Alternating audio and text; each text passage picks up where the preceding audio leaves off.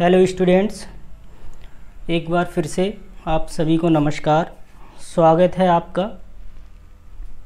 और आप सभी जानते हैं कि हम लोग पर्यावरण अध्ययन की क्लासेस लगातार ले रहे हैं और इसी के क्रम में प्रीवियस क्लास जो थी, हमारी पिछली क्लास जो थी, उस क्लास में मैंने आपको पढ़ाया था बायोडायवर्सिटी के बारे में, जैव विविधता के बारे में पढ़ाया था। जैव विविधता क्या होती है, जैव विविधता के प्रकार कितने होते हैं और जैव विविधता का मापन किस तरीके से किया जाता है और उसके मापन में R.H. व्हिटकर महोदय की क्या भूमिका रही। इन सारी चीज़ों को मैंने आपको पिछली क्लास में बता दिया था। ठीक है बेटा, तो आज जैव विविधता अर्थात बायोडायवर्सिटी की सेकेंड क्लास है और इस सेकेंड क्लास में महत्वपूर्ण चीज़ें डिस्कस की जाएंगी। आज का जो हमारा टॉपिक रहेगा वो रहेगा हॉट स्पॉट का, जैव विविधता के संवेदनशील स्थल, या आप कह सकते हैं जैव विविधता के उष्ण स्थल अर्थात हॉट स्पॉट ऑफ बायोडायवर्सिटी। और आप सभी अच्छे से जानते हैं कि हॉट स्पॉट ऑफ बायोडायवर्सिटी अर्थात जैव विविधता के उष्ण स्थलों या जैव विविधता के संवेदनशील स्थलों से हमारा क्या तात्पर्य होता है। तो सबसे पहले अगर हम बात करें हॉट स्पॉट की, तो आप सभी जानते हैं कि ऐसे सभी स्थान जहां जीवों की बहुलता पाई जाती है, पर्याप्तता पाई जाती है, किंतु प्राकृतिक आवासों के विनाश के कारण उनके जीवन पर लगातार संकट बना रहता है, ऐसे स्थलों को, ऐसे स्थानों को हम क्या कहेंगे बेटा, जैव विविधता के संवेदनशील या उष्ण स्थल, हॉट स्पॉट ऑफ बायोडायवर्सिटी कहते हैं। आप इस तरीके से भी कह सकते हैं कि वे सभी स्थान जहां वैश्विक रूप से, वैश्विक दृष्टिकोण से जीवों की मात्रा अधिक होती है, पर्याप्तता होती है, किंतु उन जीवों में भी जो स्थानीय जीव हैं, स्थानीय जीवों की जो प्रजातियां हैं, उनकी संख्या अत्यधिक होती है। और इसके साथ ही साथ बेटा जो उनके प्राकृतिक आवास हैं, उन आवासों पर लगातार खतरा बना हुआ है अर्थात संकट बना हुआ है। और जब उनके प्राकृतिक आवास ही नष्ट हो जाएंगे बेटा, तो क्या होगा, उनके जीवन पर भी संकट बनेगा। ठीक है बेटा, तो इतनी चीज़ आप सभी समझ सकते हैं कि हॉट स्पॉट होते क्या हैं अर्थात संवेदनशील स्थल से हमारा क्या तात्पर्य है। तो सीधी सी बात आप ये कहेंगे कि वे सभी स्थान या ऐसे सभी स्थान जहाँ जीव तो बहुत अधिक मात्रा में पाए जाते हैं, बहुलता होती है, किंतु प्राकृतिक आवासों के नष्ट होने के कारण या प्राकृतिक आवासों के विनाश का खतरा लगातार बना रहता है, जिसके कारण उनका जीवन संकट में बना रहता है। इसी या ऐसे ही स्थानों को हम क्या कहेंगे बेटा, ऐसे स्थानों को हम हॉट स्पॉट कहेंगे। आइए आगे बढ़ते हैं। हॉट स्पॉट के बारे में हमने जाना कि हॉट स्पॉट क्या होते हैं अर्थात संवेदनशील स्थल से हमारा क्या तात्पर्य है। आगे बढ़ते हैं और सबसे पहले हॉट स्पॉट शब्द का प्रयोग किया था 1988 में बेटा नॉर्मन मायर्स के द्वारा, अर्थात आप कह सकते हैं hot spot word was given by Norman Myers, अर्थात नॉर्मन मायर्स ने ही सर्वप्रथम 1988 ईस्वी में हॉट स्पॉट अर्थात जैव विविधता के उष्ण स्थल या संवेदनशील स्थल शब्द का सबसे पहले प्रयोग किया था। और इन्होंने इसको बताया कि किस तरीके से हम इसको डिफाइन कर सकते हैं। तो इन्होंने कहा कि वे सभी स्थान जहाँ पर स्थानीय जातियाँ अर्थात स्थानीय जीवों की संख्या तो बहुत अधिक है, लेकिन उसी के आधार पर इन्होंने यह बताया कि इस क्षेत्र में जो इनके प्राकृतिक आवास हैं, इन प्राकृतिक आवासों का भी नष्ट होने की जो दर है बेटा, वो भी बहुत अधिक है। तो इन्होंने क्या बताया? इन्होंने बताया कि जहाँ स्थानीय जातियों की अधिकता पाई जाएगी, लेकिन उनके प्राकृतिक आवासों के जो नष्ट होने की दर है वो भी अत्यधिक होगी, तो ऐसे स्थानों को ही नॉर्मन मायर्स के द्वारा बेटा क्या कहा गया? Hot spot of biodiversity. अगर हम हॉट स्पॉट ऑफ बायोडाइवर्सिटी की बात करें वर्तमान समय की, तो वर्तमान समय में टोटल 36 हॉट स्पॉट पाए जाते हैं ऑल ओवर द वर्ल्ड। अर्थात पूरे संसार की अगर हम बात करें तो संसार में कुल 36 हॉट स्पॉट पाए जाते हैं। टोटल कितने हॉट स्पॉट हैं? 36। ठीक है बेटा, जिनमें से मुख्यतः 4 मुख्य भारत में पाए जाते हैं, जिनकी चर्चा हमें विस्तार रूप से आज यहाँ पर करनी है। लेकिन जो 36वां हॉट स्पॉट बना है बेटा, वो 2016 में बना है। 36वां हॉट स्पॉट कब बना? 2016 में बना है। और उत्तरी अमेरिका के जो तटीय मैदान हैं, ठीक है, coastal planes of northern America, उत्तरी अमेरिका के तटीय मैदानों को वर्ष 2016 में 36वां हॉट स्पॉट घोषित किया गया है। ठीक है बेटा, 36वां हॉट स्पॉट कब घोषित हुआ? 2016 में। नेक्स्ट बात पे आते हैं, जो भारत में 4 हैं। सबसे पहले तो आप भारत के 4 के नाम जान लीजिएगा। पहला है बेटा पश्चिमी घाट अर्थात वेस्टर्न घाट। दूसरा है बेटा पूर्वी हिमालय, ठीक है, eastern Himalayas part. Indo Burma क्षेत्र अर्थात इंडो बर्मा जो सीमा पड़ती है वह वाली। ठीक है। नेक्स्ट है सुंडालैंड अर्थात सुंदरबनों का जो रीजन पड़ेगा वो किसके अंतर्गत आ जाएगा? सुंडालैंड के अंतर्गत आ जाएगा। तो यह 4 महत्वपूर्ण हॉट स्पॉट कहाँ के हैं बेटा? यह 4 महत्वपूर्ण हॉट स्पॉट आप कहेंगे भारत के हैं। आइए अब हम पढ़ना प्रारंभ करते हैं एक एक हॉट स्पॉट को जो भारत के हैं। तो भारत के मैंने 4 हॉट स्पॉट बताए, फिर से याद रख लीजिएगा।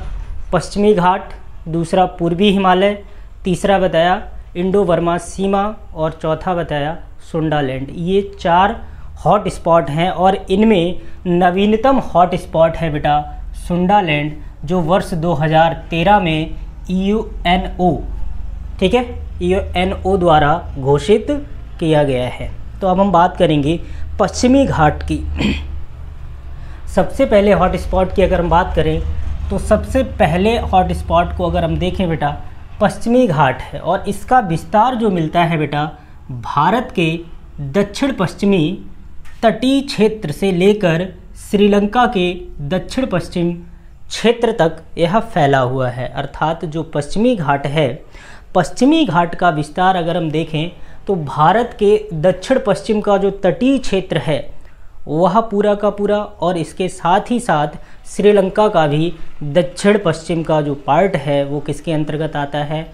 वो हमारा आता है बेटा पश्चिमी घाट के अंतर्गत। और अगर हम बात करें कि पश्चिमी घाट के अंतर्गत जो क्षेत्रफल आता है उसमें सर्वाधिक हिस्सा किसका है? भारत का है। अप्रॉक्सीमेटली 65%, अर्थात आप कह सकते हैं 64.9% जो क्षेत्र पड़ता है वो भारत के अंतर्गत पड़ता है, और जो रेस्ट पार्ट है अर्थात 34.1% यह किसके अंतर्गत पड़ता है? यह श्रीलंका के अंतर्गत पड़ता है। ठीक है, तो ये चीज़ क्लियर हुई या नहीं हुई? और आप सभी जानते हैं कि इसी पश्चिमी घाट के अंतर्गत केरला में स्थित साइलेंट वैली अर्थात शांत घाटी या मूक घाटी इसी के अंतर्गत आती है। और मैंने पहली क्लास में आपको बताया होगा कि silent valley is famous for biodiversity. यह जैव विविधता के लिए क्या है बेटा? प्रसिद्ध है। कौन सी? केरल की शांत घाटी। अब हम बात करेंगे बेटा पश्चिमी घाट से रिलेटेड जो फैक्ट हैं एग्जामिनेशन में जहाँ से सवाल पूछा जा सकता है उसकी बात करेंगे। तो सबसे पहला फैक्ट ड्रैको नामक छिपकली का है, और यह उड़ने वाली छिपकली है बेटा। और यह छिपकली कहाँ पाई जाती है? यह पश्चिमी घाट में ही पाई जाती है। कहाँ पाई जाती है? पश्चिमी घाट में। और आप सभी जानते हैं 16 क्या होता है बेटा? पश्चिमी घाट में पाए जाने वाले जो सदाबहार वृक्षों के वन होते हैं, उन वृक्षों के वनों को ही क्या कहा जाता है बेटा? उन वृक्षों के वनों को 16 कहा जाता है। तो 16 का मतलब आप समझ चुके हैं कि पश्चिमी घाट में पाए जाने वाले सदाबहार वन ही क्या कहलाते हैं?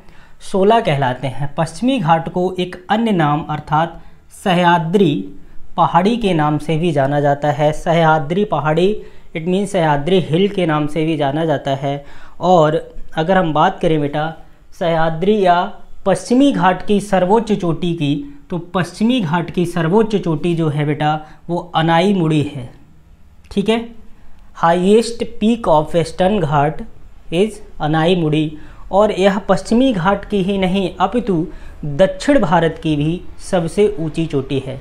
तो अगर सवाल आपसे पूछ ले पश्चिमी घाट की सबसे ऊंची चोटी, तब भी आंसर आपका क्या होगा? अनाईमुड़ी। और अगर आपसे पूछ ले कि दक्षिण भारत की सबसे ऊंची चोटी कौन सी होगी, तब भी आपका आंसर होगा अनाईमुड़ी। तो अनाईमुड़ी जो है बेटा वो क्या है? दक्षिण भारत की सबसे ऊंची चोटी है। आगे की बात करते हैं। विश्व में टोटल 36 हॉट स्पॉट मैंने अभी आपको बताए थे, 36 हैं, जिनमें 4 भारत के अंतर्गत आते हैं। और इनमें भी जो पश्चिमी घाट है इसका विश्व में 8वां स्थान है। अर्थात हॉटेस्ट हॉट स्पॉट के अंतर्गत अगर देखा जाए तो भारत के पश्चिमी घाट को रखा जाएगा। ठीक है बेटा, इसका स्थान कौन सा है? 8वां स्थान है। आगे बढ़ते हैं। वर्ष 2012 में यूनेस्को द्वारा क्या किया गया? पश्चिमी घाट को वर्ल्ड हेरिटेज साइट में शामिल कर लिया गया। अर्थात विश्व धरोहर या विश्व विरासत सूची में शामिल किया गया पश्चिमी घाट को वर्ष 2012 में। और यह काम किसके द्वारा किया गया? यूनेस्को के द्वारा किया गया। ठीक है बेटा, बढ़ते हैं अगले फैक्ट की ओर। अगर यहाँ हम पश्चिमी घाट की बात करें तो पश्चिमी घाट में जो चट्टानें पाई जाती हैं वो बेसाल्ट और लेटेराइट प्रकार की चट्टानें होती हैं। तो पश्चिमी घाट में पाई जाने वाली चट्टानें बेसाल्ट और लेटेराइट प्रकार की चट्टानें पाई जाती हैं। ठीक है बेटा, इतनी चीज़ सभी को क्लियर हुई। आगे बढ़ते हैं दूसरे हॉट स्पॉट की ओर। और दूसरा हॉट स्पॉट है हमारा पूर्वी हिमालय। याद रखेंगे अच्छा सा, पूर्वी हिमालय। पहला क्या बताया मैंने? पश्चिमी घाट, दूसरा पूर्वी हिमालय। ठीक है बेटा, पूर्वी हिमालय के अगर हम विस्तार की बात करें तो पूर्वी हिमालय का जो विस्तार है बेटा उत्तर पूर्वी भारत से लेकर नेपाल और भूटान तक फैला हुआ यह क्षेत्र है। कहाँ कहाँ फैला है? 3 देशों में फैला है। उत्तर पूर्वी भारत का हिस्सा आता है, नेपाल का कुछ हिस्सा आता है, और नेपाल के साथ ही साथ भूटान का भी हिस्सा इसके अंतर्गत आता है। और आप सभी जानते हैं कि इसी पूर्वी हिमालय पर विश्व की सबसे ऊंची चोटी स्थित है, या आप कह सकते हैं विश्व का सर्वोच्च शिखर स्थित है, जिसे आप माउंट एवरेस्ट के नाम से जानते हैं। ठीक है बेटा, तो विश्व की सबसे ऊंची चोटी या विश्व का सर्वोच्च शिखर कौन सा है बेटा? माउंट एवरेस्ट है। क्या है बेटा? माउंट एवरेस्ट है। और आप कमेंट बॉक्स में माउंट एवरेस्ट की ऊंचाई को लिखकर कमेंट करेंगे। ठीक है बेटा, माउंट एवरेस्ट की ऊंचाई कितनी है वो आप कमेंट बॉक्स में बताएंगे। आप सभी जानते हैं माउंट एवरेस्ट को नेपाल में बेटा एक अन्य नाम सागरमाथा के नाम से जाना जाता है। ठीक है बेटा, माउंट एवरेस्ट को अगर हम बात करें नेपाल की, तो नेपाल में इसी माउंट एवरेस्ट को एक अन्य नाम दिया गया है। अर्थात इसे किस नाम से जाना जाता है? सागरमाथा के नाम से जाना जाता है। जबकि अगर हम बात करें बेटा भारत के सर्वोच्च शिखर की, अर्थात भारत की सबसे ऊंची चोटी की बात करें, तो भारत की सबसे ऊंची चोटी कौन सी है? K2 अर्थात गॉडविन ऑस्टिन। तो भारत का सर्वोच्च शिखर कौन सा है? तब आप आंसर करेंगे K2 अर्थात गॉडविन ऑस्टिन ही भारत की सबसे ऊंची चोटी है। ठीक है बेटा, इतनी चीज़ समझ में आई या नहीं आई। दक्षिण भारत की बात करेंगे तो अभी मैंने आपको बताया था आंसर आप क्या करेंगे, तब आप आंसर करेंगे दक्षिण भारत की सबसे ऊंची चोटी ये रही बेटा अनाईमुड़ी। दक्षिण भारत की सबसे ऊंची चोटी अनाईमुड़ी। अगर आप बात करेंगे भारत की सबसे ऊंची चोटी तो आपका हो जाएगा K2 अर्थात गॉडविन ऑस्टिन। और अगर विश्व के सर्वोच्च शिखर की बात करेंगे तो आंसर क्या हो जाएगा आपका माउंट एवरेस्ट। यहीं पर अगर हम बात करें बेटा उत्तर भारत की सर्वोच्च शिखर पूछ लिया जाए या उत्तर भारत की सबसे ऊंची चोटी पूछ ली जाए तब आपका आंसर होगा नंदा देवी। और आप सभी जानते हैं कि नंदा देवी कहाँ स्थित है, यह आप कमेंट बॉक्स में बताएंगे। नंदा देवी जो है वह सर्वोच्च शिखर किस राज्य में स्थित है। ठीक है बेटा, इतनी चीज़ आप बताएंगे। इसी अगर हम पूर्वी हिमालय की बात करें तो पूर्वी हिमालय के अंतर्गत बेटा सिक्किम का रीजन भी आता है, अर्थात सिक्किम का भी क्षेत्र आता है। और आप सभी जानते हैं कि इसी सिक्किम के क्षेत्र को बेटा वनस्पति शास्त्रियों का स्वर्ग कहा जाता है। क्या कहा जाता है बेटा, वनस्पति शास्त्रियों का स्वर्ग कहा जाता है। और इस सिक्किम में जो निवास करते हैं, ठीक है, उनमें मुख्य प्रजातियां हैं बेटा, मुख्य जातियां हैं लेप्चा है, भूटिया है और नेपाली लोग यहाँ पर क्या करते हैं, निवास करते हैं। आप सभी जानते हैं कि सिक्किम को बाद में अर्थात 1975 में क्या किया गया, भारत का राज्य बनाया गया। इससे पहले यह भारत का राज्य नहीं हुआ करता था। ठीक है, तो इसके लिए बेटा संविधान में संशोधन किया गया और पहले 35वां संविधान संशोधन किया गया, उसके द्वारा इसको सहराज्य का दर्जा दिया गया और बाद में 36वें संविधान संशोधन के द्वारा सिक्किम को भारत का एक पूर्ण राज्य बना लिया गया। तो आप इस चीज़ को भी याद रखेंगे कि सिक्किम बेटा, सिक्किम को 36वें संविधान संशोधन के द्वारा, संविधान संशोधन के द्वारा क्या किया गया बेटा, भारत का राज्य बनाया गया। ठीक है बेटा, और यह 36वां संविधान संशोधन कब हुआ था, तो आप सभी अच्छे से जानते हैं कि 36वां संविधान संशोधन 1975 में किया गया था। कब किया गया था, 1975 में किया गया था। और अभी मैंने आपको बताया कि यह किसके अंतर्गत आता है, यह पूर्वी हिमालय का पार्ट है, पूर्वी हिमालय के अंतर्गत आता है। तो सिक्किम से रिलेटेड दो फैक्ट आप याद रखेंगे, इसे वनस्पति शास्त्रियों का स्वर्ग कहा जाता है और 36वें संविधान संशोधन अधिनियम 1975, ठीक है, आप क्या कहेंगे 1975, 1975 के द्वारा क्या किया गया, सिक्किम को भारत का एक पूर्ण राज्य बना लिया गया। ठीक है बेटा, तो ये कुछ महत्वपूर्ण तथ्य थे पूर्वी हिमालय से लेकर। ठीक है, आगे बढ़ते हैं और बात करते हैं इंडो बर्मा क्षेत्र की, अर्थात भारत और म्यांमार जो क्षेत्र है, सीमा है, उसकी बात करेंगे। तो इसका विस्तार अगर देखें बेटा, तो इसका विस्तार उत्तर पूर्वी भारत से लेकर असम वाला जो रीजन है, असम में, और असम से लेकर अंडमान निकोबार द्वीप समूह तक यह फैला हुआ है। ठीक है बेटा, नेक्स्ट बात करते हैं सुंडालैंड की। तो अभी जैसा कि मैंने बताया था कि 2013 में यूएनओ द्वारा इसको क्या घोषित किया गया, हॉट स्पॉट घोषित किया गया और यह भारत का नवीनतम हॉट स्पॉट है। और इसके अंतर्गत सुंदरबनों वाला जो क्षेत्र है वह इसके अंतर्गत आएगा। आप कमेंट बॉक्स में बताएंगे कि सुंदरबन किस राज्य में पाए जाते हैं, भारत की अगर हम बात करें। ठीक है बेटा, सुंदरबन किस राज्य में पाए जाते हैं, या फिर आप बताएंगे कि सुंदरबन डेल्टा किस राज्य में बनता है अगर हम भारत की बात करेंगे। ठीक है बेटा, इतना आपको कमेंट बॉक्स में बताना है। ठीक है, आगे बढ़ते हैं। इसी हॉट स्पॉट से मिलती जुलती एक संकल्पना है, इसको भी आपको जानना चाहिए, हो सकता है कि आपसे एग्जामिनेशन में पूछ लिया जाए। हॉप स्पॉट, हॉप स्पॉट भी एक शब्द आता है बेटा। हॉप स्पॉट क्या होता है बेटा, जितने भी समुद्री संवेदनशील स्थल होते हैं उन सभी को हॉप स्पॉट कहा जाता है, अर्थात वे सभी मरीन क्षेत्र, अर्थात समुद्री क्षेत्र, जलीय क्षेत्र जहाँ जीवों पर लगातार संकट बना रहता है। ठीक है बेटा, उनको क्या कहा जाता है? उनको कहा जाता है हॉप स्पॉट कहा जाता है। और हॉप स्पॉट यह शब्द या इस शब्द की संकल्पना देने वाले व्यक्ति थे सिल्विया अर्ल।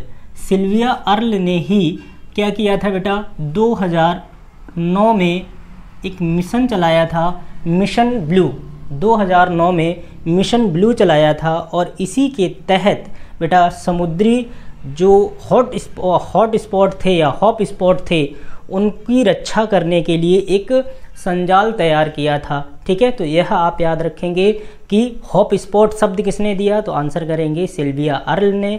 जबकि हॉट स्पॉट की अगर हम बात करें तो नॉर्मन मायर्स की बात होगी और इन्होंने 1988 में यह शब्द दिया था। हॉट स्पॉट की अगर हम बात करें तो यह स्थलीय क्षेत्रों से संबंधित होगा, और अगर हॉप स्पॉट की बात करें तो बेटा ये समुद्री हॉट स्पॉट माने जाएंगे। ठीक है, इनको क्या कहा जाएगा, समुद्री हॉट स्पॉट या समुद्री संवेदनशील स्थलों को ही सिल्विया अर्ल ने क्या कहा, हॉप स्पॉट कहा। और मिशन ब्लू के द्वारा जो 2009 में चलाया गया, इसके द्वारा समुद्री जीवों की रक्षा करने के लिए एक संजाल सा तैयार किया था। ठीक है बेटा, तो इन्होंने इसकी संकल्पना दी। अगर हम भारत की बात करें तो भारत का पहला हॉप स्पॉट था अंडमान निकोबार एवं लक्षद्वीप द्वीप समूह, जो भारत का पहला हॉप स्पॉट था। ठीक है बेटा, तो दो चीज़ें अभी मैंने आपको पढ़ाई, जैव विविधता से लेकर पहला मैंने आपको बताया हॉट स्पॉट क्या होते हैं और दूसरा बताया हॉप स्पॉट क्या होते हैं। ठीक है, महत्वपूर्ण सूचना फिर से बेटा, अगर आपने अभी तक मेरे चैनल को सब्सक्राइब नहीं किया है तो सब्सक्राइब करें। ठीक है, और घंटा वाली बटन को दबाकर उसको ऑन कर दें, जिससे कोई भी नया वीडियो आएगा तो आपको अपडेट या नोटिफिकेशन मिल जाएगा। ठीक है, वीडियोज को शेयर करें, शेयर करने के साथ ही साथ लाइक करें और अपने दोस्तों तक ज़रूर पहुंचाएं। ठीक है, चलिए आगे बढ़ते हैं। अब हम बात करेंगे बेटा जैव विविधता का महत्व या लाभ। जैव विविधता का महत्व या लाभ। देखिए बेटा, जैव विविधता से हमें क्या लाभ है या जैव विविधता का हमारे जीवन में क्या महत्व है, इसकी चर्चा करेंगे। तो सबसे पहले आप देखिए, पृथ्वी के संतुलन बनाए रखने में सहायक होता है। जैव विविधता की अगर हम बात करें तो जैव विविधता क्या करता है बेटा, पृथ्वी का जो संतुलन है उसको संतुलन बनाए रखने में सहायता करता है। ठीक है, अगर हम किसी भी एक इकोसिस्टम की बात करें, और आपको मैंने पढ़ाया होगा की स्टोन प्रजातियों के बारे में, तो अगर वहाँ पर कोई भी की स्टोन प्रजाति मिसिंग हो जाता है, कम हो जाता है, तो क्या होगा, जैसे सपोज करो जंगल है, जंगल में शेर चीता है ही नहीं, तो क्या होगा बेटा, प्राथमिक जो उपभोक्ता होंगे जैसे हिरन है, बकरी है, खरगोश है, इनकी संख्या बहुत अधिक बढ़ जाएगी। और जब इनकी संख्या बहुत अधिक बढ़ जाएगी तो क्या होगा बेटा, तो सीधी सी बात, यह उत्पादकों अर्थात हरे पेड़ पौधों पर अधिक बोझ डालेंगे, अर्थात उनको खा जाएंगे, उनको नष्ट कर देंगे। ठीक है, तो इससे क्या होगा भाई, इकोसिस्टम असंतुलित होगा। जब इकोसिस्टम सारे के सारे असंतुलित हो जाएंगे तो पृथ्वी का संतुलन भी बिगड़ जाएगा। अर्थात अगर आप देखें तो जैव विविधता क्या करता है बेटा, पृथ्वी के संतुलन बनाए रखने में सहायता प्रदान करता है। ठीक है, अगले पॉइंट की बात करें तो आप सभी जानते हैं कि जैव विविधता से हमें अन्य लाभ क्या हैं बेटा, हमें यहाँ से आयुर्वेदिक औषधियाँ प्राप्त होती हैं, या आप यह कह सकते हैं कि जैव विविधता से आयुर्वेदिक औषधियाँ प्राप्त होती हैं, और इन्हीं औषधियों के माध्यम से हम अन्य दवाइयों का भी निर्माण करते हैं। अर्थात अन्य औषधियों के निर्माण में भी जैव विविधता सहायक होता है। जैसे सिनकोना नामक वृक्ष आपने सुना होगा, सिनकोना नामक वृक्ष की छाल से मलेरिया की दवाई बनाई जाती है। क्या बनाई जाती है बेटा, मलेरिया की दवाई बनाई जाती है। इसके साथ ही साथ अगर हम बात करें बेटा, जल चक्र और खाद्य श्रृंखला को भी संतुलित रखता है। अभी ये चीज़ मैंने आपसे बताई थी कि जहाँ पर जैव विविधता अधिक होगी भाई वहाँ की स्टोन प्रजातियाँ भी होंगी, तो सारा सिस्टम जो होगा इकोसिस्टम वो संतुलित बना रहेगा। ठीक है बेटा, तो ये चीज़ आपको पता होनी चाहिए। नेक्स्ट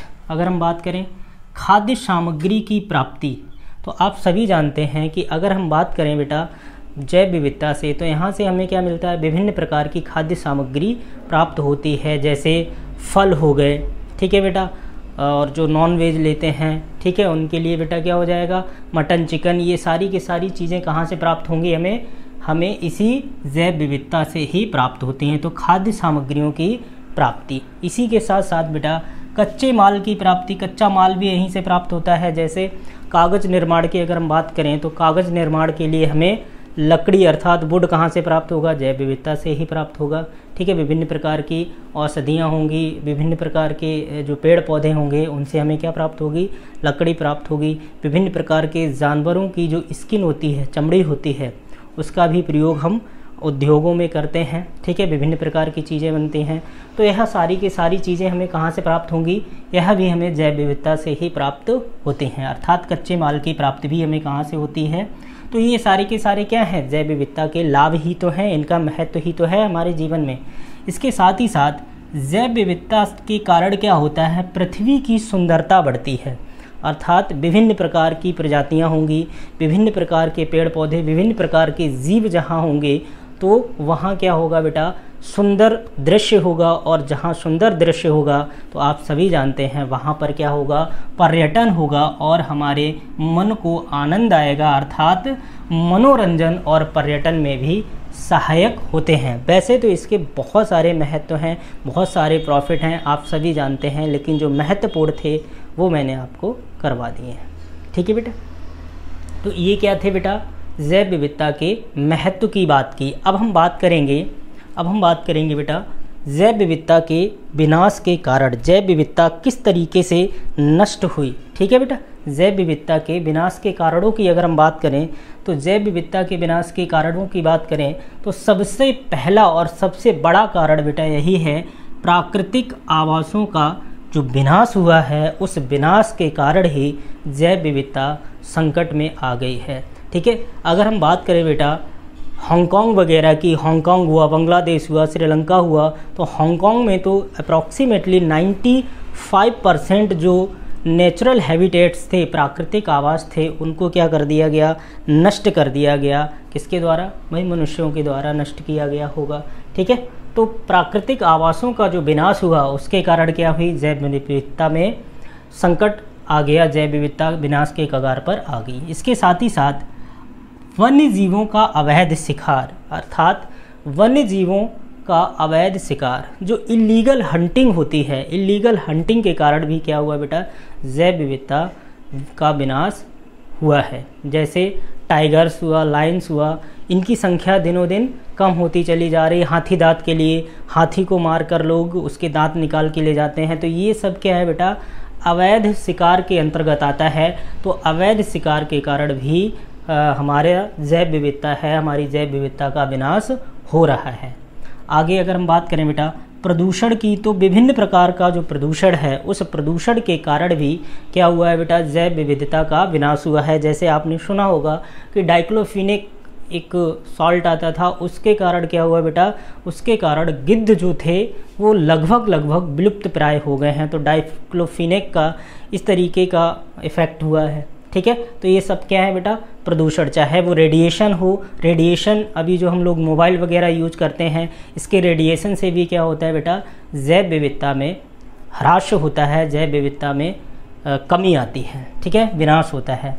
अच्छा बेटा बात करें बाहरी या विदेशी प्रजातियों का प्रवेश। अगर हम बात करें कि हमारी जो जैव विविधता है भारत के अंतर्गत, उसमें विदेशी और बाहरी प्रजातियां आ जाती हैं, तो उसके कारण भी क्या होता है, जैव विविधता का विनाश होता है।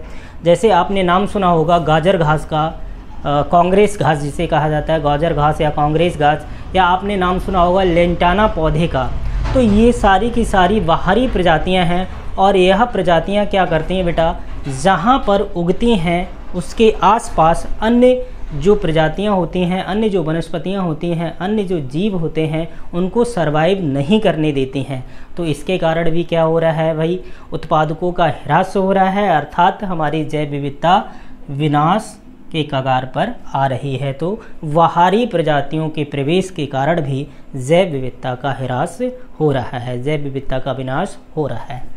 आगे अगर हम बात करें बेटा झूम की खेती, आपने देखा होगा, नाम सुना होगा। झूम की खेती में क्या होता है बेटा कि किसी एक स्थान पर पहले खेती की जाती रही है, ठीक है, और उसके बाद वहाँ से फसल काटी और उसके पश्चात अन्य स्थान पर उसको क्या कर दिया गया, शिफ्ट कर दिया गया। अब दूसरी जगह खेती की जाएगी, उसको ऐसे ही छोड़ दिया जाएगा, ठीक है। तो जब दूसरी जगह खेती के लिए आप ज़मीन देखेंगे तो वहाँ पेड़ पौधे होंगे, अन्य जीव भी निवास कर रहे होंगे, तो उन सभी क्षेत्रों को क्या किया जाता है बेटा, पेड़ पौधों को काट के खेती योग्य भूमि बनाई जाती है, और जो जीव वहाँ निवास करते होते हैं वो क्या होते हैं बेटा, उनके प्राकृतिक आवास नष्ट हो जाते हैं, अर्थात उनके जीवन पर भी संकट आ जाता है। तो आप सभी जानते हैं कि इस कंडीशन में बेटा क्या होगा कि झूम की खेती के कारण भी क्या है बेटा, जैव विविधता का विनाश हो रहा है। आगे की अगर हम बात करें बेटा, जनसंख्या वृद्धि एवं औद्योगिकरण, यह महत्वपूर्ण पॉइंट है। जैसे जैसे मनुष्यों की जनसंख्या में वृद्धि होती चली जाती है तो बेटा उन्हें क्या चाहिए, आवास चाहिए, और मनुष्य अपने आवास के लिए, अपने आवास के लिए क्या कर रहे हैं, जीव जंतुओं के जो प्राकृतिक आवास हैं उनका विनाश कर रहे हैं, अर्थात उनको नष्ट कर रहे हैं, जंगलों को काट रहे हैं, और वहाँ पर क्या कर रहे हैं बेटा, या तो अपने आवासीय निवास बना रहे हैं या फिर उद्योगों की स्थापना कर रहे हैं। और इन्हीं औद्योगिकरण के कारण क्या हो रहा है बेटा, जैव विविधता का विनाश हो रहा है। तो आप सभी अच्छी तरीके से समझ चुके होंगे, ठीक है। अगले महत्वपूर्ण पॉइंट की बात करें तो प्राकृतिक आपदाओं की अगर हम बात करें बेटा, प्राकृतिक आपदाओं के कारण भी जैव विविधता का विनाश होता है। जैसे कहीं बाढ़ आ गई तो पूरा का पूरा इकोसिस्टम ही उस बाढ़ में बह के चला गया, ठीक है। जितने भी पेड़ पौधे थे वो सारे के सारे उखड़ गए, जीव जंतु उसमें हताहत हो गए या नष्ट हो गए। इसके साथ ही साथ आप जानते हैं भूकंप हुआ, तो भूकंप में भी यही चीज़ें आपको देखने को मिलेंगी, ज्वालामुखी हुआ, ठीक है। तो ये कुछ प्रमुख आपदाएं हैं जिनके कारण भी क्या होता है बेटा, हमारी जैव विविधता का विनाश होता है, ठीक है बेटा। तो आप सभी अच्छी तरीके से समझ चुके होंगे कि आज की जो क्लास थी उसमें मैंने आपको हॉट स्पॉट पढ़ा है और जैव विविधता के महत्व के बारे में बताया, जैव विविधता के लाभ के बारे में बताया, ठीक है बेटा। और इसके साथ ही साथ मैंने आपको बताया कि विनाश के कौन कौन से प्रमुख कारण हैं, यह सारी चीज़ें मैंने आपको बताई, ठीक है बेटा। मिलते हैं अगली क्लास में, तब तक के लिए चैनल को सब्सक्राइब करें, वीडियोज़ को लाइक करें और इसके साथ ही साथ अपने दोस्तों तक अवश्य पहुंचाएं। धन्यवाद।